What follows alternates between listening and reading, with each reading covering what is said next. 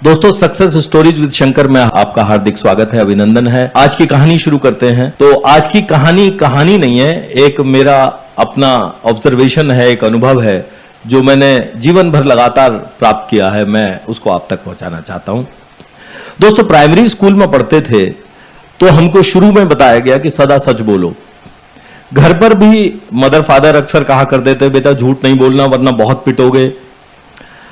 हमको लगा कि सच बोलना बहुत जरूरी है, लेकिन देखते क्या है कि स्कूल में जब हम होमवर्क करके नहीं आते थे तो हमारे टीचर हमसे कहते थे कि बेटा अगर कल होमवर्क नहीं करोगे तो प्रिंसिपल के सामने तुम्हारी पेशी कराएंगे। और हम देखते क्या थे कि टीचर खुद डरता है प्रिंसिपल के कमरे में जाने में।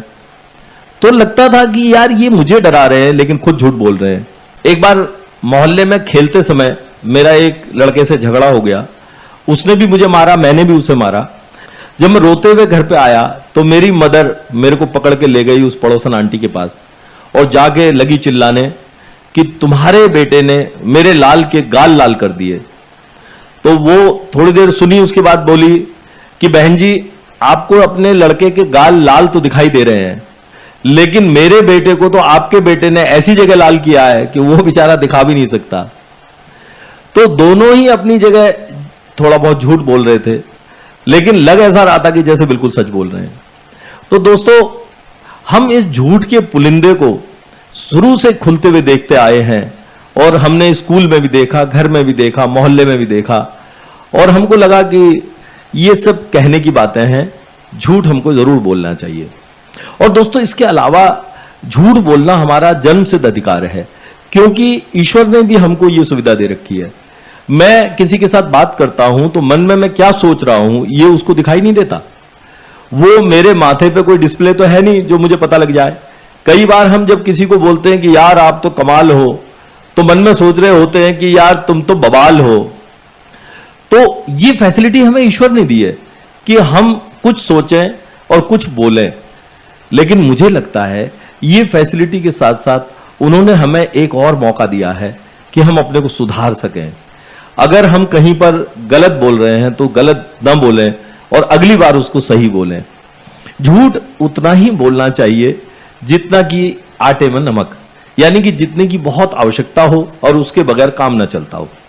दोस्तों, अभी ऑफ लेट क्या हुआ है कि मुझे लगा है कि बहुत ज्यादा झूठ बोलने की आवश्यकता नहीं है। जब हम नौकरी पे थे तो ये हमारी मजबूरी थी कि हम बॉस के सामने बैठते थे और लगातार झूठ बोलते थे कि सर आप तो महान हो, आपने जब से आए हैं ये कर दिया, वो कर दिया, फलाना अलाना ये। लेकिन मुझे लगता है कि बहुत ज्यादा बेतुका झूठ बोलने से कोई फायदा नहीं है। अब मैंने अपने आप को इतना मॉडिफाई किया है, मैंने अपने को संशोधन किया है कि अगर मुझे कोई आदमी अच्छा नहीं लगता है तो मैं जबरदस्ती उसकी तारीफ नहीं करता। लेकिन एक बात का और ख्याल रखता हूं कि कहीं भी पीठ पीछे उसकी बुराई भी नहीं करता।